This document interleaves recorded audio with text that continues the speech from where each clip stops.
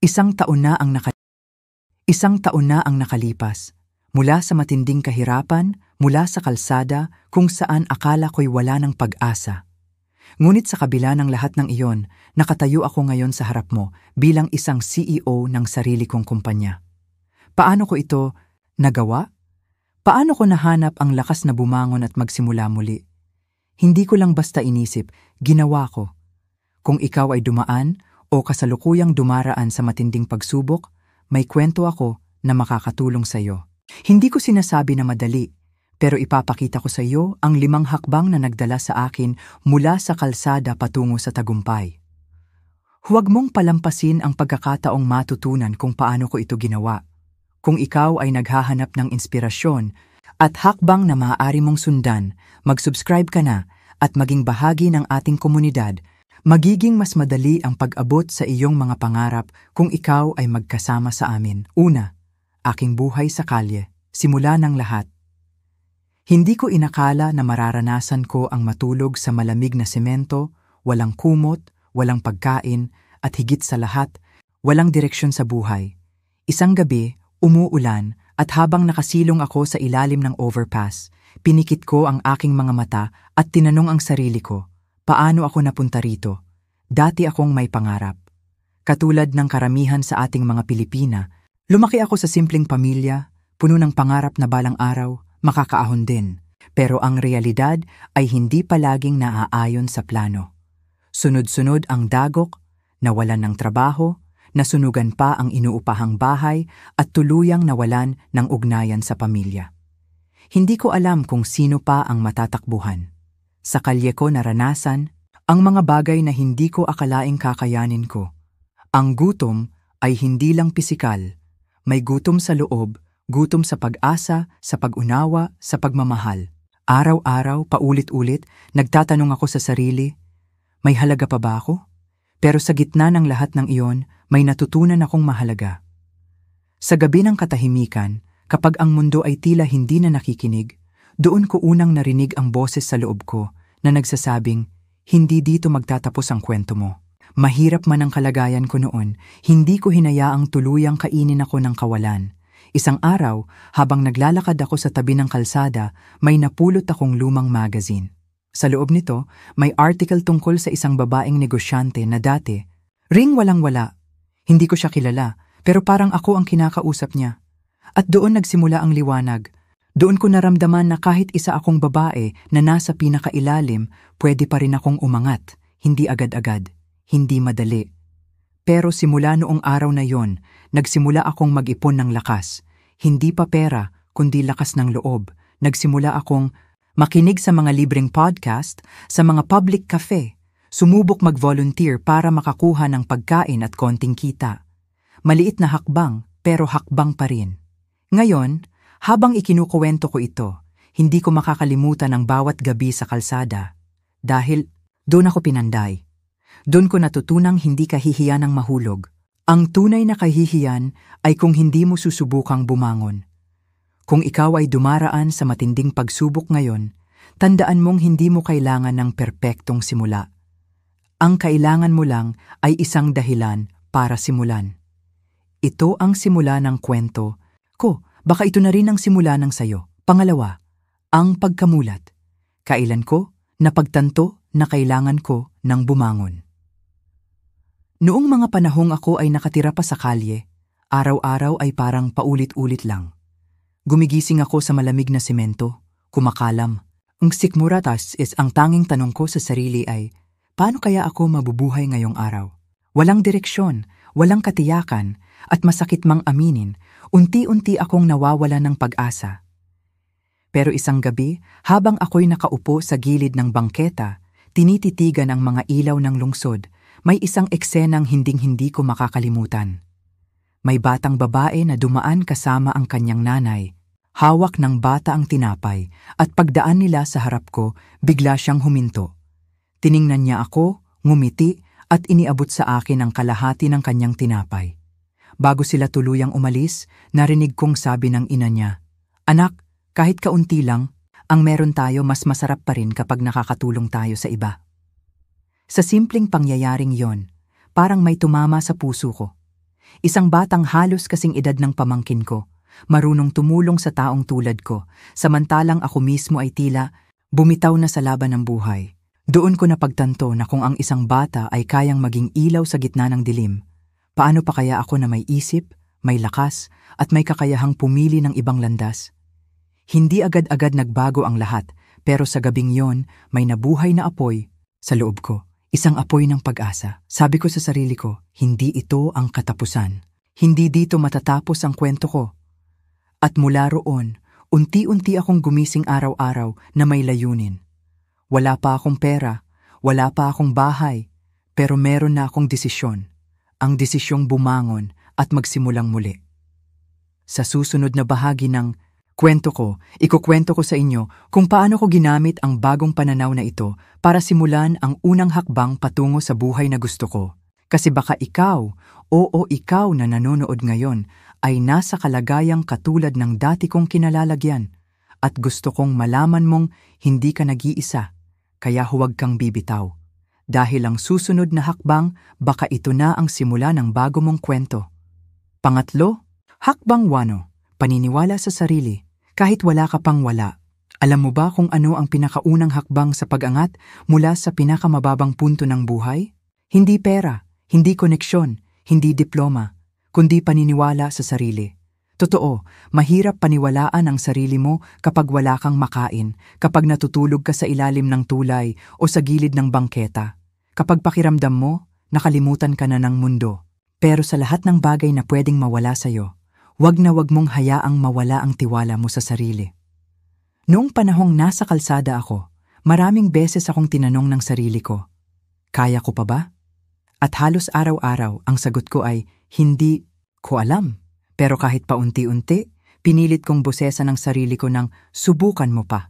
Walang nagsasabi sa akin noon na kaya ko.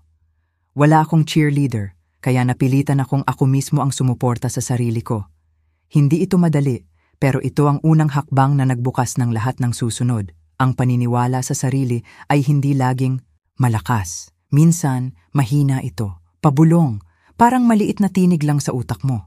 Pero kapag paulit-ulit mong pinakikinggan, lumalakas ito. At isang araw, mararamdaman mong kaya mo na talagang bumangon.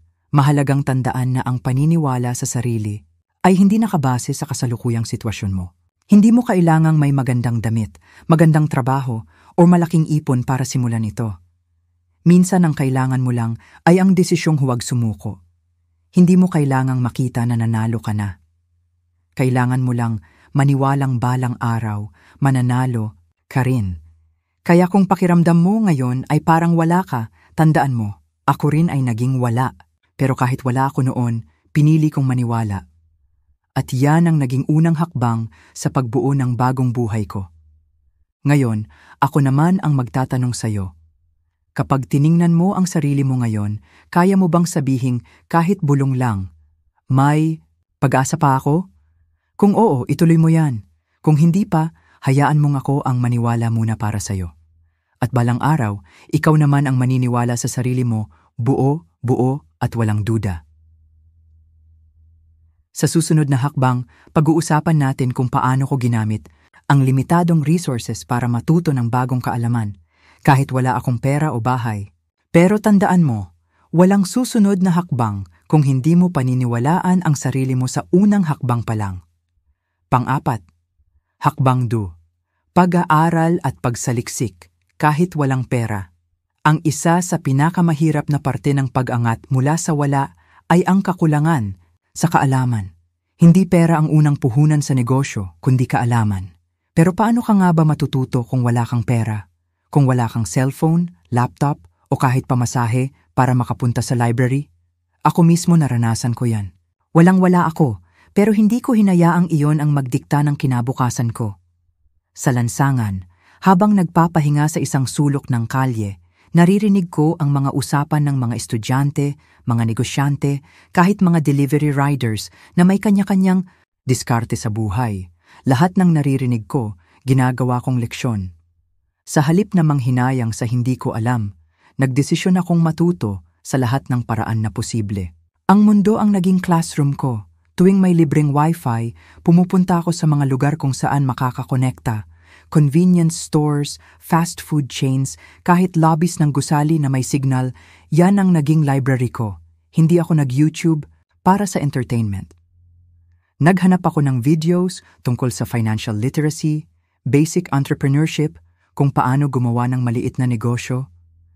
May mga gabi pa nga na habang natutulog ang lahat, ako gising na gising, pinapanood ang mga vlog ng ibang tao na nagtagumpay mula sa wala. Doon ko natutunan na hindi ko kailangan ng malaking puhunan para magsimula.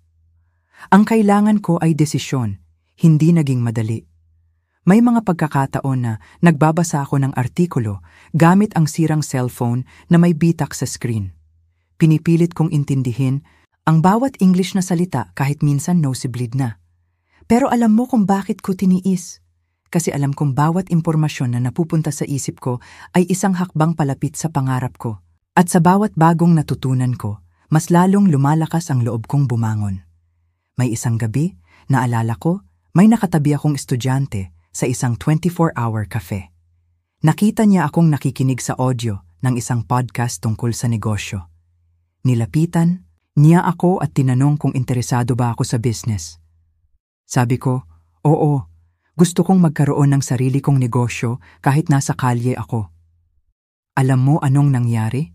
Binigyan niya ako ng listahan ng free webinars na sinalihan niya. Sa gabing iyon, nagsimula ang isa sa pinakaimportanteng bagay sa buhay ko, ang pagbuo ng network at pagsisimula ng self-education. Hindi mo kailangan ng malaking pera para matuto. Kailangan mo lang ng kagustuhan. Ang kaalaman ngayon, libre sa internet, libre sa paligid mo, libre sa taong willing mag-share, basta marunong kang makinig at magpakumbaba. Hindi excuse ang kahirapan para manatiling mangmang. Ang tunay na yaman ay nasa utak, at ikaw lang ang makakabukas ng pintuan para matutunan mo ang kailangan mo para makalabas sa kahirapan. Kung ikaw ay nasa kalye man ngayon, o sa isang maliit na kwarto, o kahit nag-iisa sa buhay, alalahanin mo, ito, bawat oras na ginugol mo sa pag-aaral ay investment sa sarili mo. Hindi mo pa nakikita ang kita ngayon, pero darating ang araw na magugulat ka sa bunga ng tiyaga mo. At kapag dumating na ang araw na yon, babalikan mo ang sarili mong ngayon, ang taong walang-wala pero nagdesisyong matuto, at sasabihin mo, salamat at hindi ka sumuko. Panlima, hakbang 3. Pagtitipid at pagtanggap ng maliit na gawain. Dongmakondasing, panahon na ako ay wala pang tirahan, isang bagay lang ang malinaw sa isip ko. Kung gusto kong magbago ang buhay ko, kailangan kong simulan sa kung anong meron ako. Wala akong savings, wala akong koneksyon, wala rin akong matutuluyan. Pero meron akong 2 bagay na hindi kayang kunin sa akin, ang diskarte at ang determinasyon. Araw-araw akong gumigising ng maaga, hindi dahil may trabaho ako, kundi dahil kailangan kong humanap ng paraan para kumita kahit piso. Sinimulan ko sa pinakamaliit na bagay. Nag-alok ako ng paglalaba, pagwawalis, pagbabantay ng tindahan, kahit pagbubuhat ng sako sa palengke. May mga araw na 6 na oras akong nag-aabang kung may tatawag sa akin para sa kahit anong trabaho. At minsan, wala. Pero sa tuwing meron, kahit kaunting halaga lang, tinatanggap ko agad. Ang bawat barya na kinikita ko, hindi ko agad ginagastos. Natutunan kong hatiin ito sa 2 bahagi. Ang isa para sa pagkain ko sa araw na yon, at ang isa ay tinatabi ko. Kahit 5 piso lang ang natitira, nilalagay ko pa rin sa tagong lata na itinatago ko sa ilalim ng kahon. Para sa iba, maliit lang iyon. Pero para sa akin, iyon ang magiging simula ng puhunan ko. Nang makalikom ako ng kaunting halaga, bumili ako ng lumang cellphone na may basic internet. Doon ako nagsimulang magbasa tungkol sa freelancing, online jobs at maliliit na negosyong pwedeng simulan kahit maliit ang puhunan.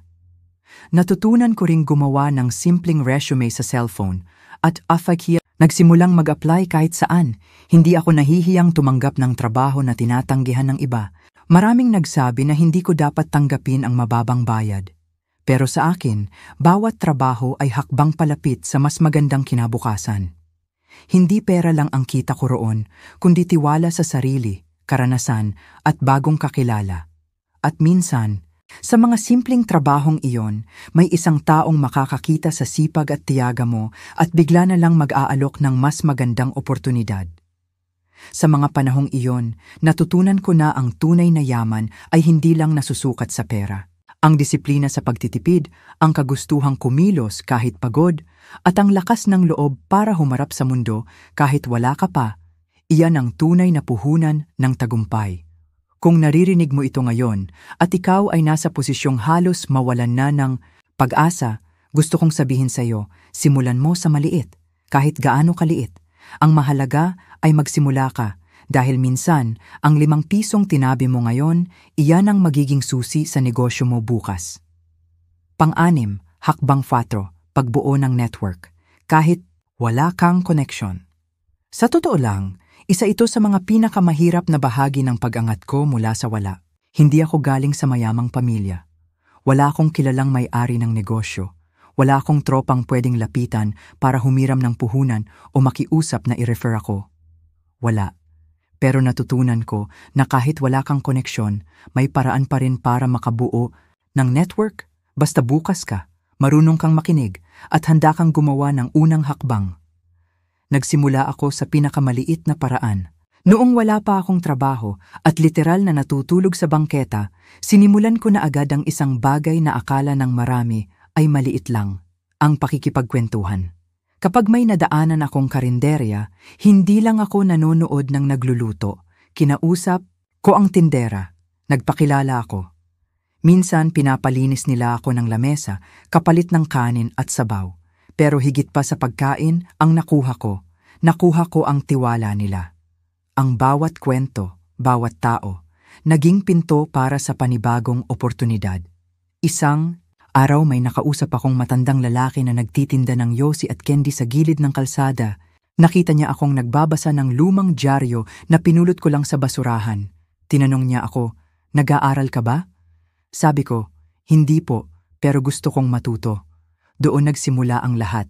Siya ang nagpakilala sa akin sa isang community center na may libreng seminar sa basic entrepreneurship. Hindi ko alam, pero ang simpleng tindero na yon, dati pa lang may maliit na negosyo bago siya nalugi. At kahit mahirap na siya, gusto pa rin niyang tumulong sa iba. Ganyan ka-powerful ang mga tao na iniisip ng iba na walang koneksyon. Sa seminar, hindi ako nanahimik. Tinandaan ko ang bawat pangalan ng speaker. Nagpakilala ako kahit kinakabahan ako. Naging volunteer ako kahit walang bayad, basta lang makalapit sa mga taong may alam. Ang kapalit? Hindi pera, kundi karanasan, kaalaman, at mga bagong kaibigan. Dito ko natutunan ang isang napakahalagang aral. Hindi mo kailangang magkaroon ng koneksyon, basta marunong kang lumika ng koneksyon. Hindi mo kailangang maging kilala, basta marunong kang makinig, magpakumbaba, at magpakita ng tunay na hangarin. At ito ang gusto kong sabihin sa iyo ngayon. Kung ikaw ay nasa sitwasyong parang wala kang kakilala, tandaan mo, may mga taong handang makinig, tumulong, at umalalay. Pero hindi mo sila makikilala kung hindi ka lalapit. Ang unang, "Hi po, ako po si..." ay pwedeng maging dahilan ng unang pagkakataon mong umangat. Kaya ngayon, ikaw naman. Sa video na ito, ibinahagi ko kung paano ako nagsimulang buuin ang sarili kong network kahit wala akong kakilala. Ngayon, gusto kong marinig ka. Sa comments, ilagay mo ang pangalan ng isang tao na nagbigay sa iyo ng pag-asa kahit minsan lang. O kung wala pa, ilagay mo kung anong klaseng tao ang gusto mong makilala para matulungan kang umangat. Baka andito na pala siya, nanonood din ng video na to. Tandaan mo, hindi mo kailangang mag-isa sa laban mo. Minsan, ang kailangan lang ay ang lakas ng loob na magsimula ng isang simpleng pag-uusap. Pang-7, hakbang 4, pagsisimula ng negosyo, kahit takot ka pa. Noong mga panahong iyon, wala akong puhunan, wala akong koneksyon, at higit sa lahat, wala akong tiwala sa sarili. Pero alam mo kung ano ang meron ako? Gutom? Gutom na makaalis sa kalsada. Gutom na maipakita sa sarili ko na may halaga pa ako. Gutom na maramdaman ulit na may direksyon ang buhay ko. Ang totoo niyan, takot na takot ako. Sa isip ko, paano ako magsisimula ng negosyo kung wala akong alam? Kung wala akong kapital? Kung baka pagtawanan lang ako ng mga tao? Pero isang gabi, habang nakaupo ako sa tabi ng kalsada, hawak ang isang plastik na may kaunting tinapay, may pumasok sa isip ko. Sabi ko, kung mananatili akong takot, mananatili rin akong ganito. Walang mangyayari. At sa totoo lang, mas nakakatakot ang ideya na ganito na lang ako habang buhay kaysa sa takot na baka magkamali ako. Kaya kinabukasan, ginamit ko ang kaunting ipon ko mula sa mga sideline. Bumili ako ng 5 piraso ng produkto na kaya kong ibenta, simpleng homemade snacks. Hindi ako naghintay ng business plan, hindi ako naghanap ng opisina. Sinimulan ko sa tabi ng kalsada, sa parehong lugar kung saan ako natutulog dati. At ang unang araw, wala masyadong bumili. Sa totoo lang, gusto kong umatras agad. Pero eto ang sekreto. Lahat ng matagumpay na negosyante dumaan sa unang araw. Dumaan sa unang rejection, lahat sila natakot rin. Pero ang pinagkaiba nila, hindi sila tumigil. Araw-araw akong bumabalik, dala ang mga produkto, dala ang konting pag-asa.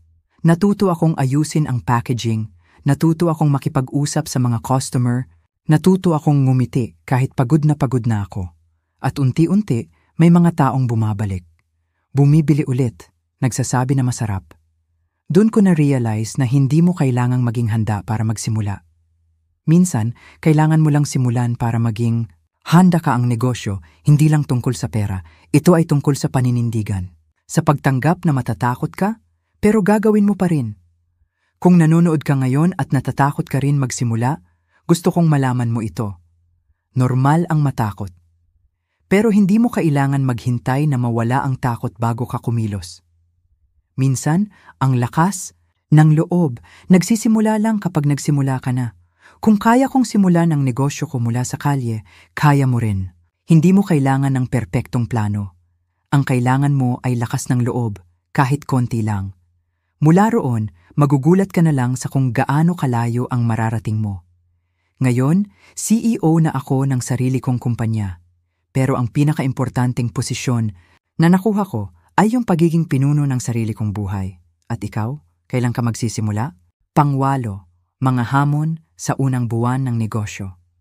Sa unang buwan ng aking negosyo, tila isang patuloy na laban, isang karera laban sa oras at kawalan ng katiyakan.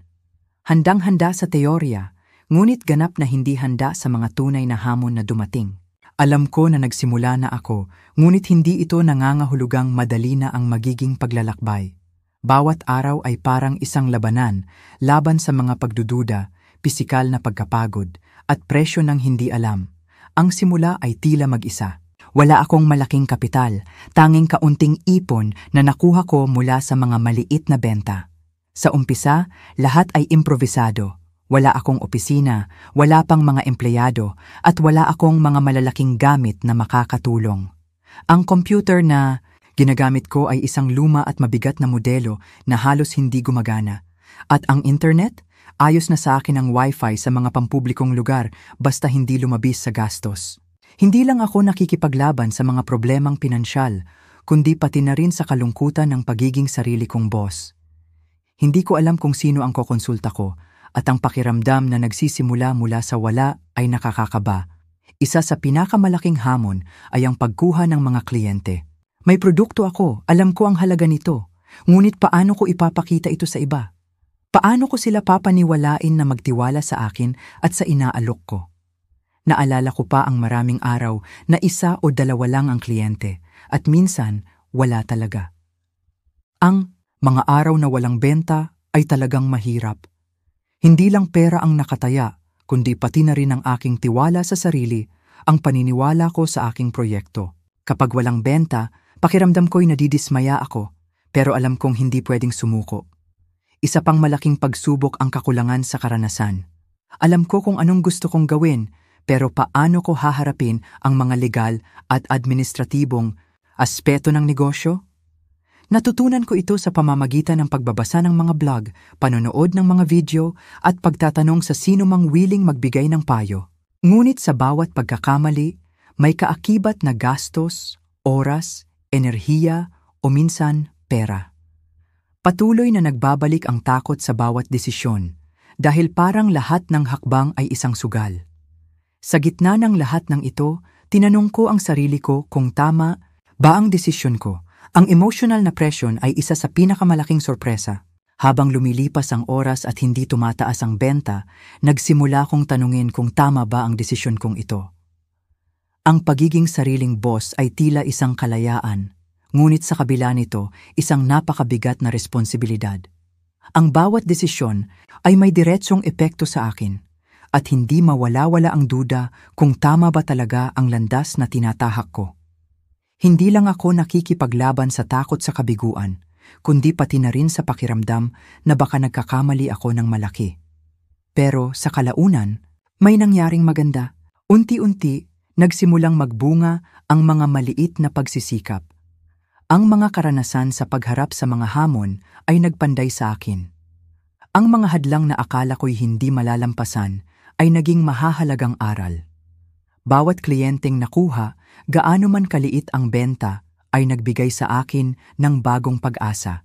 Habang lumilipas ang panahon, nagsimulang humupa ang mga paghihirap at ang dating tila imposibleng mangyari ay nagsimulang maging realidad. Alam kong hindi pa tapos ang laban at marami pang pagsubok ang darating, pero ngayon may dala akong isang bagay na wala noon, ang tiwala sa sarili na kaya kong malampasan ang kahit anong hamon. At ito ang pinakamahalagang aral na ibinigay sa akin ng unang buwan. Ang kakayahang magpatuloy kahit na parang lahat ay laban sa iyo. Kung nakaya ko, kaya mo rin pang siyam. Ang pagbabago mula kalsada tungo sa CEO.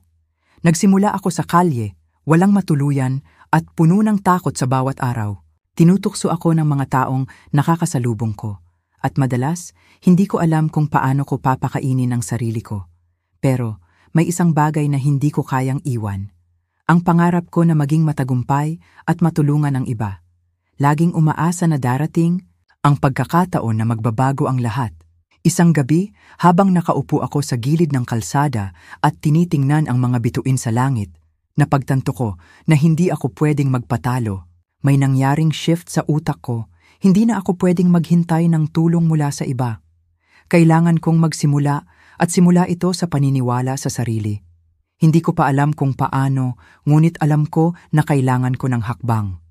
Saka ko na pagdesisyonan, kailangan ko ng plano. Sa simula, maliit lang ang kayang ilaan kong puhunan, literal na mga barya lang. Pero nagsimula ako mag-aral gamit ang mga libreng resources sa internet. Nakahanap ako ng mga libreng online course at mga webinar na makakatulong sa akin para matutunan ang mga pangunahing kaalaman sa negosyo.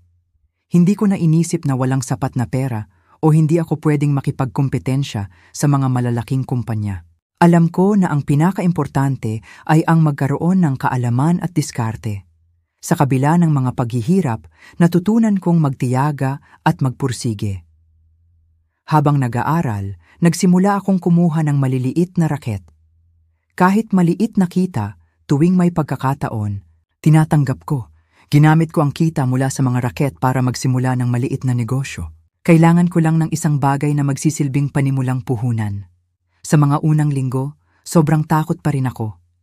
Natatakot ako na baka magkamali ako, pero may mga pagkakataong kailangan mong isugal ang lahat para magtagumpay. Hindi ko alintana kung gaano kabigat ang mga hakbang na kailangang gawin, basta't alam ko na ito na ang pagkakataon ko. Dahil sa mga hakbang na ito, nagsimula akong makilala ang mga tamang tao. Hindi ko sila pinili dahil sa estado nila sa buhay, kundi dahil sa malasakit nila at willingness na tumulong. Ang mga mentors at kaibigan ko sa negosyo ang nagbigay sa akin ng lakas at direksyon. Isang maliit na network, ngunit ito ang naging susi sa aking tagumpay. Pagkatapos ng ilang buwan ng hirap at sakripisyo, nakita ko na ang aking sarili sa isang mas magaan na kalagayan. Nabuo ko ang aking negosyo, nagsimula akong mag-hire ng mga tao at unti-unti nakilala ako sa industriya. Ang mga unang kliyente ko, kahit na maliit, ay nagbigay sa akin ng oportunidad para palaguin ang aking kumpanya.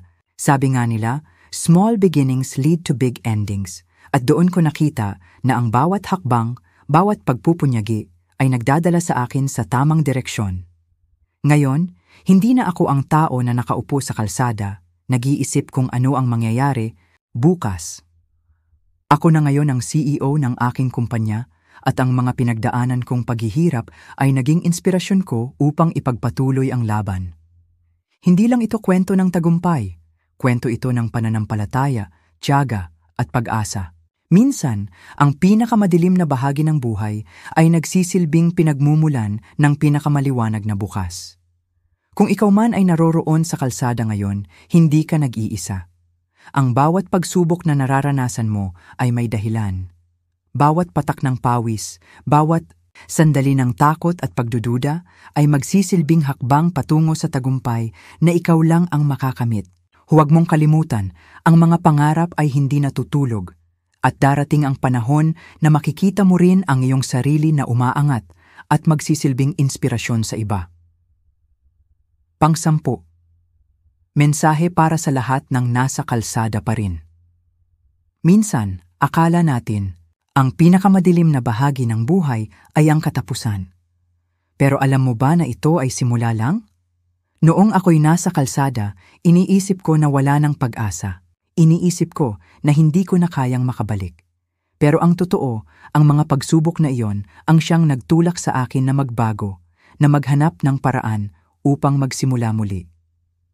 Sa lahat ng naroroon pa ngayon sa kalsada, hindi ko alam kung ano ang pinagdadaanan mo, pero naniniwala akong may pag-asa para sa iyo. Hindi mo kailangang mag-isa. Ang bawat hakbang na ginagawa mo, bawat araw na lumilipas, ay isang hakbang patungo sa mas maganda at mas makulay na bukas.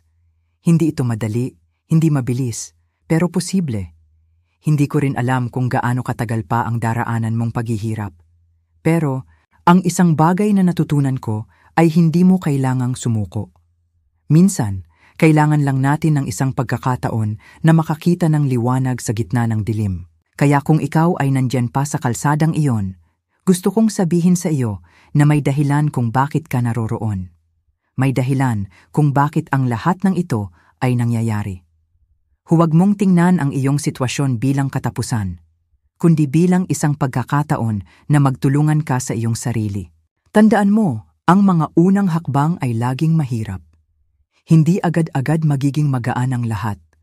Pero ang mahalaga ay magpatuloy ka at huwag mong isipin na hindi mo kaya. Kailangan mong maniwala sa sarili mo, kahit na ang buong mundo ay nag-aalinlangan. Pagkatapos ng dilim, may liwanag na naghihintay. Magtiwala ka sa proseso, magtiwala ka sa iyong kakayahan.